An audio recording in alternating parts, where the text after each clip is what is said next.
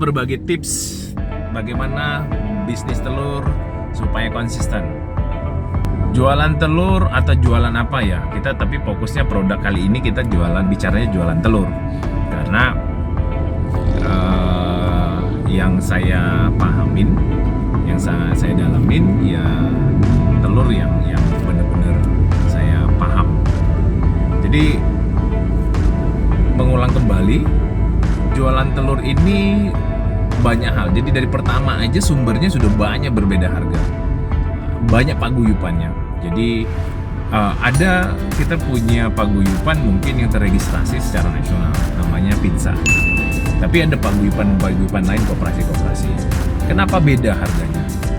Ya kita sih nggak paham banget ya kenapa beda. Karena kan peternak berhak berasosiasi untuk ke tempat yang lain gitu. Maksudnya apakah dia ikut paguyupan A, paguyupan B, paguyupan C.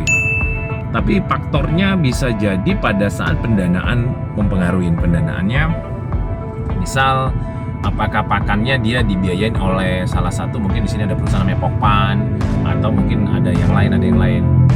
Karena kendala kita di peternak itu biasanya adalah modal dia untuk membeli pakan.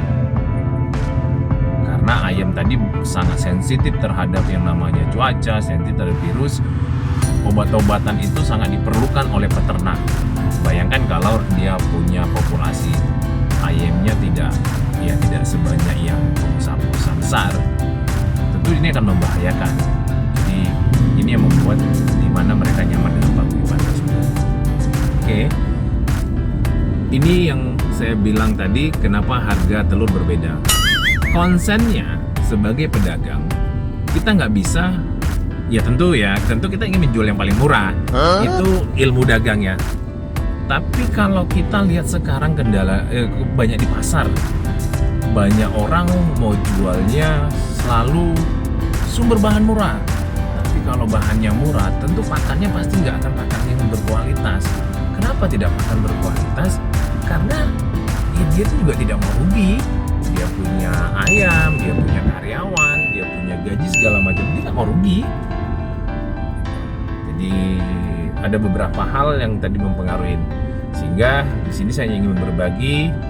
Oke, kembali lagi di obrolan lander ini, saya share tips jualan telur. Pertama, satu yaitu tadi konsistensi, yang kedua ketersediaan barang, yang ketiga pelayanan, yang keempat jam tutup buka kantor outlet jualan teman-teman harus jelas, dan yang kelima, jualan sekarang itu kita dimudahkan banyak hal.